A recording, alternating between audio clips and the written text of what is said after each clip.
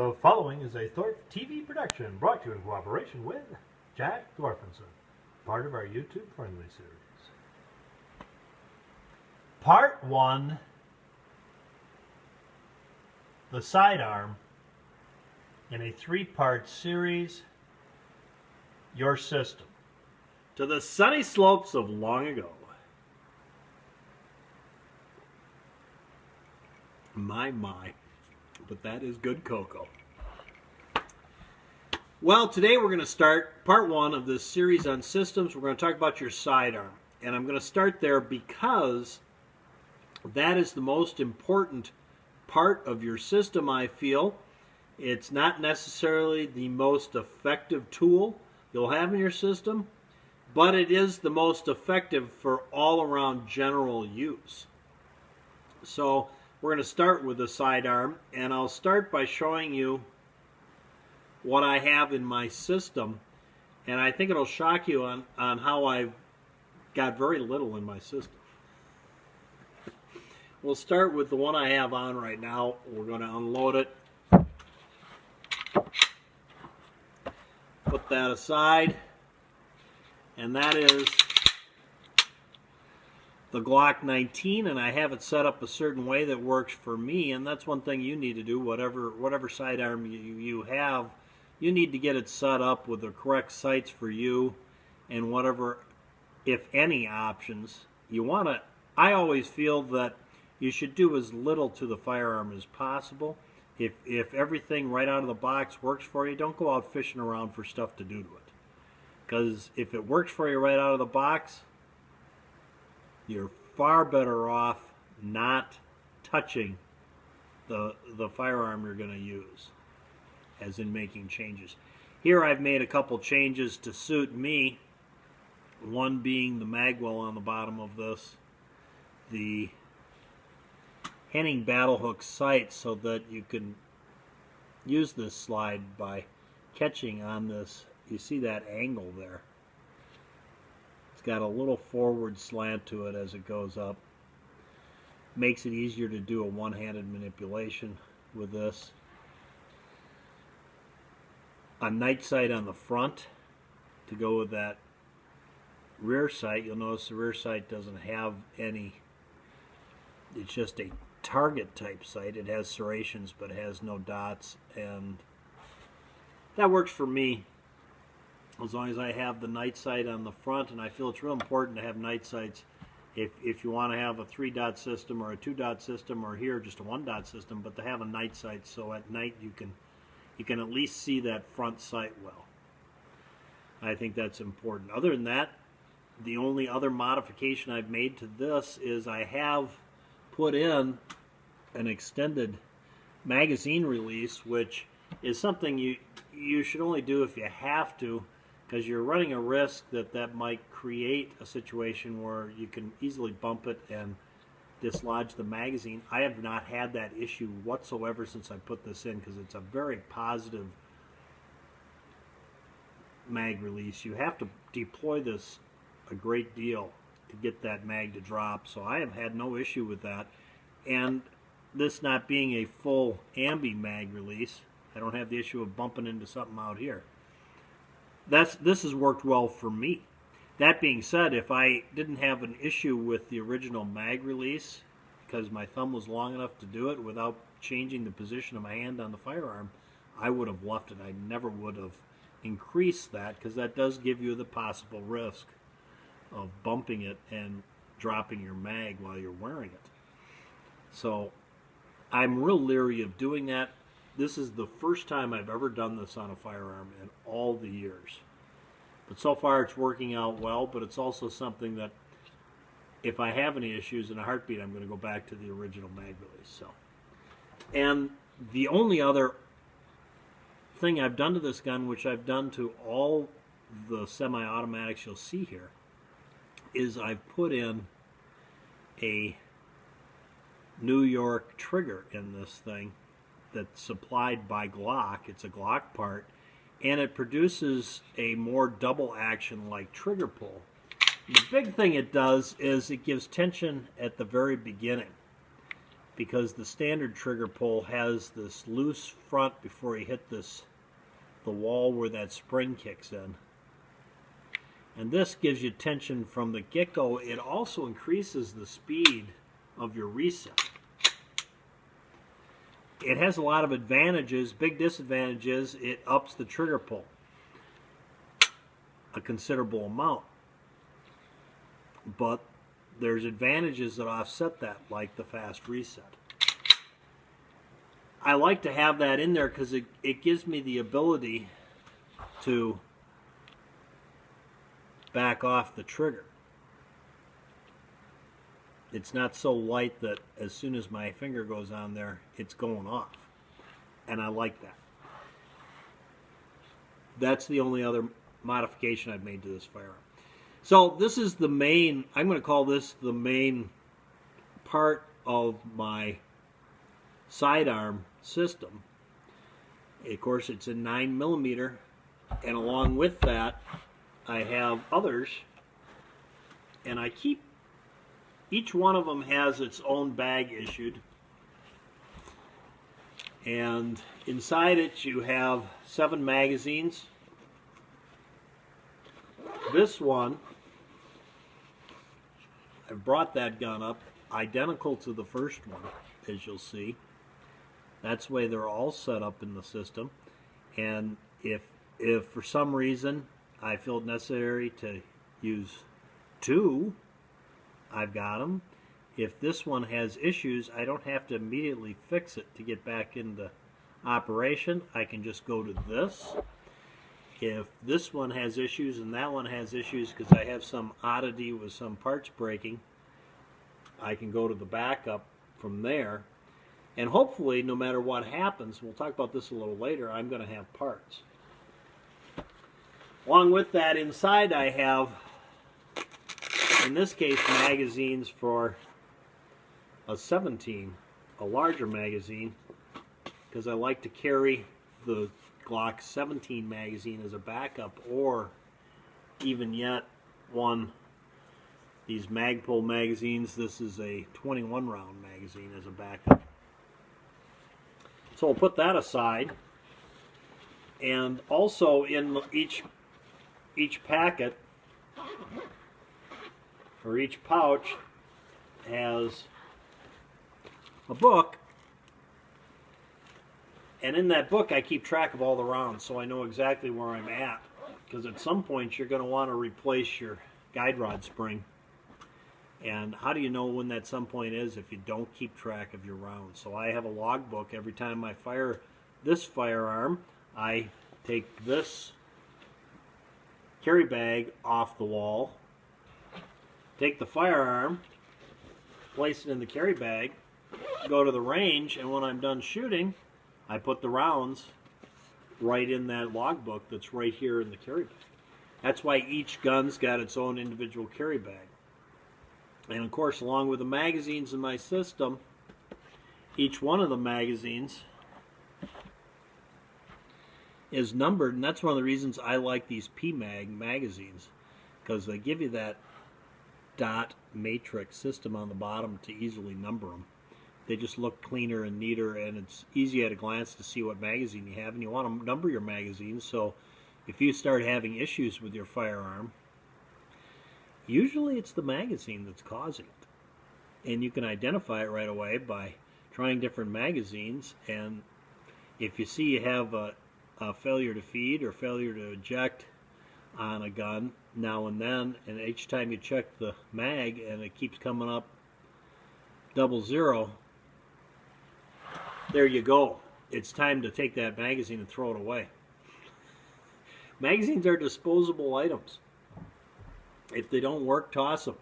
In my system, you've got the Glock 21 and the Glock 20 as a backup. And the reason it's a backup is this is how it gets utilized in a shoulder rig. And it becomes the easiest way to carry the gun this size in a convenient way that doesn't interfere with other things that I'm doing. And I've just found that that makes for a nice way to carry your backup in that shoulder rig. And that goes back to all the years of training where you're going like this immediately. So I find that the backup is best off to be put into that system. Or the other holster I have is a cross draw. Actually, it's not a cross draw, it's a direct vertical drop. I like buying the direct vertical drop holsters because they can be worn as a cross draw.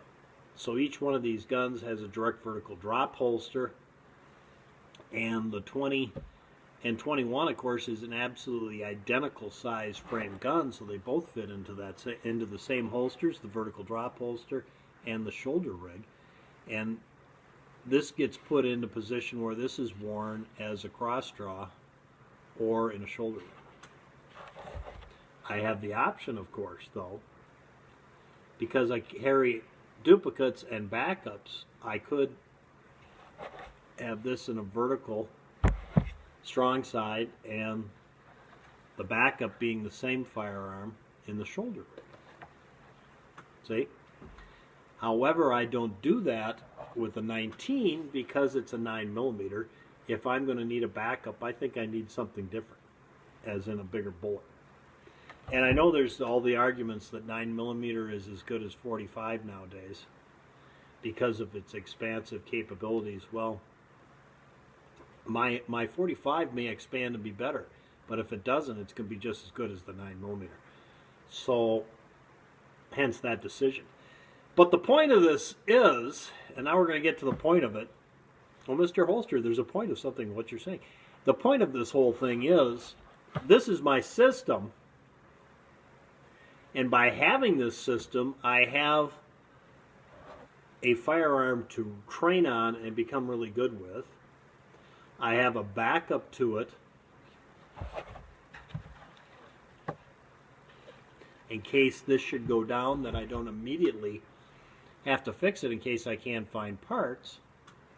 And I have a backup to the backup in case I might want to use 221s that day and this one's down.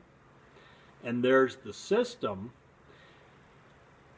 And along with that in the system, I have multiple range bags for each gun with magazines, and I am buying parts for the guns. I've basically got two guns. Even though I'm working with the 21 and the 20, they share a lot of the same parts, except for the slide and the barrel and the magazine, and even the magazine springs are probably the same. I'm not sure on that. But other than those components, the parts are pretty much all interchangeable.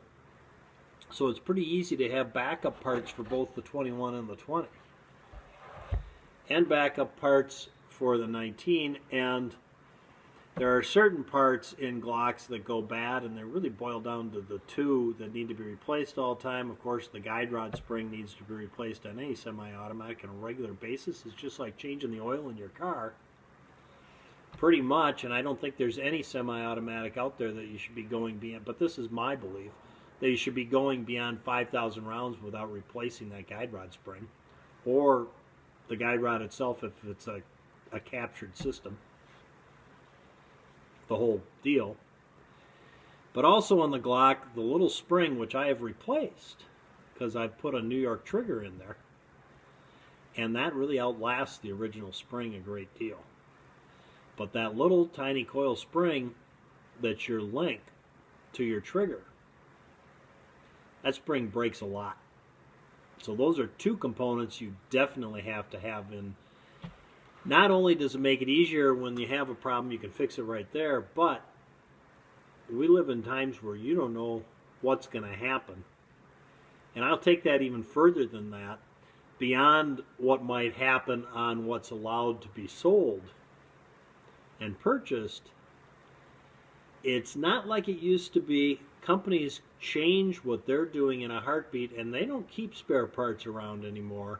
They don't seem to really be too concerned when they discontinue something of helping their prior customers who have bought it maintain what they got. And to show you how things change so dramatically fast, of course, the Gen 5s just came out. Both these are Gen 3s, or all three of these are Gen 3s. The Gen 5s recently just came out, and yesterday I was on the internet on Brownells looking to buy some parts for the 19 and 21 to replace what I had, and I found that the Gen 3 parts on Brownell's website were no longer there, pretty much. They'd cut them way back, way back. They no longer had the guide rod and guide rod spring package on the 20 and 21. Not even offering it on their website anymore. That's to highlight the importance of getting not just the components you know are weak in the gun, but to have a well-rounded inventory. If you're going to have 6 of these and 12 of these in inventory for your system, buying a few ejector housings and extractors and springs, not a bad idea. Because you don't need to be paying big dollars for those things down the road because they're making them anymore, and you're getting something that's a used part probably, you see? So that's what having a system gives you, is a gun that you can go, and if you were to go to a place and train, you're going to spend about $3,500 bucks. By the time you take the time to do it, you drive or fly, rent a car, stay in a hotel room, $1,000 worth of ammo, go through the course. You see where I'm going with this, and you've done all that. So I've just gone and I've gone to Thunder Ranch, and I've trained on this gun with Clint Smith. And I am really feeling good about it. And the gun gets discontinued, you can't get parts anymore, and you decide, oh my gosh, if the gun goes down, I'm going to have a hard time fixing it, I should switch to a different gun. So you do that, well, then it's time to pony up another $3,500 bucks and go back to Clint Smith.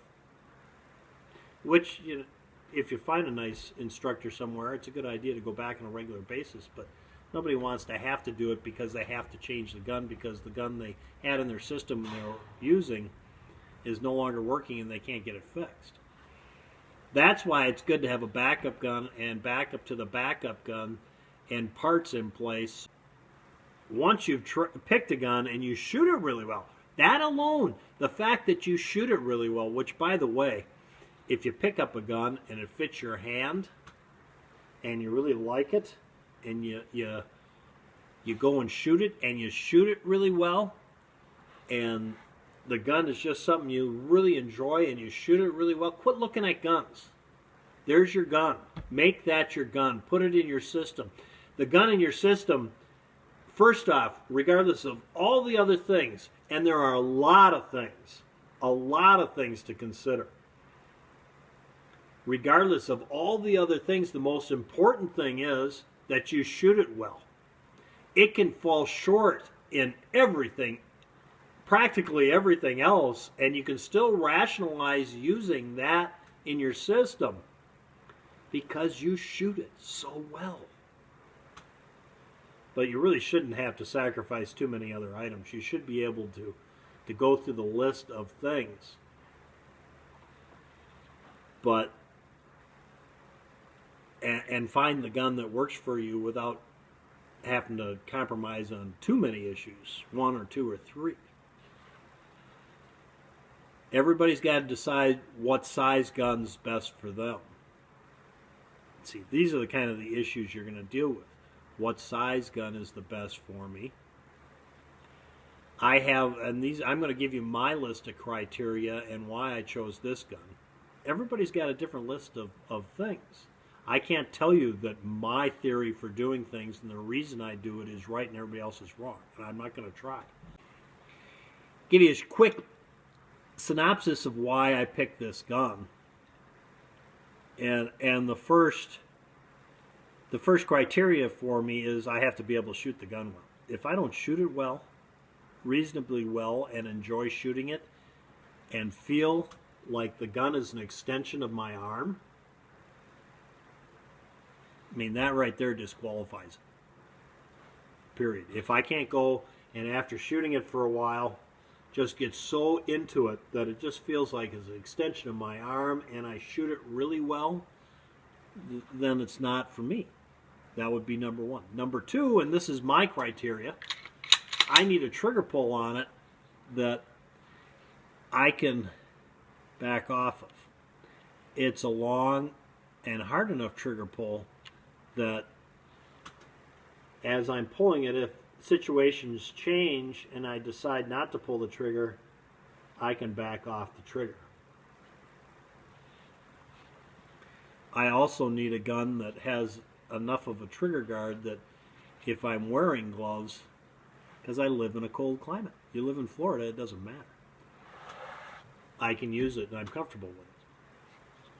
It also has to have, within reason, it has to have a reasonable amount of capacity to the firearm. If the firearm only has a 5-round capacity, say, it may fit in my system somewhere, but as the main firearm I'm carrying, certain situations it may work for me, but generally no, it's not enough. The trigger pull is a big thing with me. That's like one of the major things, because I will not carry a gun that doesn't allow me to back out. Now that being said, I'd have no problem with carrying a 1911 that's cocked and locked, because before I can pull that trigger, I have to decide it's going to happen, and I have to deploy that safety. And then I still have a 5-pound trigger pull. Now, if you got a gun that's got a 3.5-pound trigger pull with no safety, to me, I'm not going to be able to back out of that. By the time I do this, it's already gone off. I don't have any safety to deploy, and even then, I want a 5-pound trigger pull. The 1911s I have 5-pound trigger pulls. They don't have 3.5-pound trigger pulls, but that's me. I like to have that little harder trigger pull. It gives me a little more of an option not to screw up. But that's me. Other than that, does it fit your hand? Well, if it doesn't fit your hand, you're not going to be able to shoot it well. So all the other things really boil down to, and the sights, you can put your own sights on, so that doesn't matter. Do you shoot it? So for me, do I shoot it well? Is the trigger one I can back out of, that I feel comfortable carrying? Is it got the capacity I'm looking for? And the last thing would be the size. Does the size work for what I'm doing? Now, to me, it's not anywhere near the issue that I see repeatedly in the videos I watch. This seems to be the most important issue to everybody out there, is the size. Because if you don't carry something that's ultra tiny, I don't know what they're worried about. It's uncomfortable. It's a nuisance. I won't bring it along because it's too big. Somebody's going to see it print. For all those years I carried multiple firearms, nobody ever came up to me and said, "Hey, you're carrying a gun." Just saying. So to me, that's not an issue. What is an issue to me is, on size, is not going too small. If I can't get my whole hand on the grip, I can't change the magazine without moving my hand position, and I don't want to do that. I want to drop the mag and put the next mag in without changing my hand position. That's one of the great things about carrying a gun in a holster that's a direct vertical drop. If it's a direct vertical drop, and this is another one of my pet peeves in the world, because it's very hard to find direct vertical drop holsters. Everything is FBI canted, forward canted. So it makes it easier to conceal, because again, we're back to this fixation that everybody in the world knows I'm carrying a gun, or is going to see it print, which never had one of those holsters. I never carried it in a holster like that in my life, and I never had that issue. It was always in a direct vertical drop, and the reason is when you come down and grab the gun, before it even comes out of the holster, it's in your hand the way it needs to be. Where if it's a forward cant, you got to reposition the gun as you bring it up. So just a lot more comfortable getting my grip right on the gun before I even take it out of the holster. And there it is, ready to go. Along with that, like I said before, a direct vertical drop holster can be worn on this side as a cross draw. Gives you a lot more usage out of that holster. You get the correct grip either way. Right from the get-go, you weren't grabbing it, bringing it out, and repositioning on the way up. That works really well for me, so that's part of my system. A direct vertical drop holster for each one. Each firearm can be worn this side or this side. Shoulder holster to use for the backup. And the last of the sidearms in the system would be the revolver. And at this point in my life, the Ruger SP-101, and I know what you're going to say, that's an awful heavy revolver and a big one, and yes it is. And at this point in my life, I don't care. I don't want an aluminum framed revolver that's going to wear out and have to buy another one. This is part of my system, and this is it. This thing will still be working, as will the backups to this, long after I'm dead and buried. I have gone through so many aluminum J-frames in my life it would make your head spin that I've just plain worn out and had to replace. So, why the aluminum J-frame is highly recommended and a great gun for carry, because you don't even know you have it. It's so light.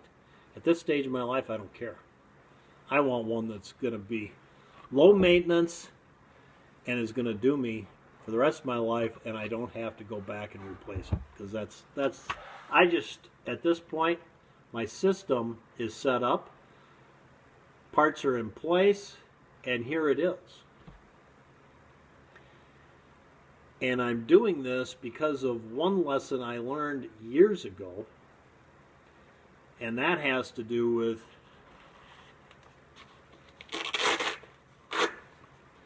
magazines that were readily available one day, and the next day they weren't. One day you could buy them for 20 bucks, and the next day they were getting $200 for them. You don't know what's going to happen.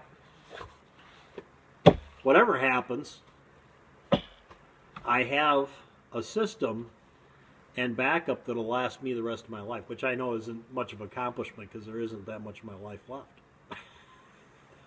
Next time, we're going to talk about what I believe is probably the most useful tool in your system, but it comes in second place just because this one is so handy to have on you. It's the one you're going to have all the time. Out of the three, next time it's the most useful tool in your system or most effective, and that is the shotgun. We'll talk about that next Saturday on Saturday Gun Chat. Thanks for tuning in, guys, and listening to my rambling for the last 40 minutes. And by the way, that's 40 minutes of your life you'll never, ever, ever get back again. If you feel like wasting another 40 minutes, then stop by again next Saturday and we'll talk about shotguns in your system. Till next time, for Mr. Holster and Jack, who he left a long time ago, I think he rolled his eyes in at about 5 minutes into this, he rolled his eyes and left. For Mr. Holster and Jack, go out and stay safe.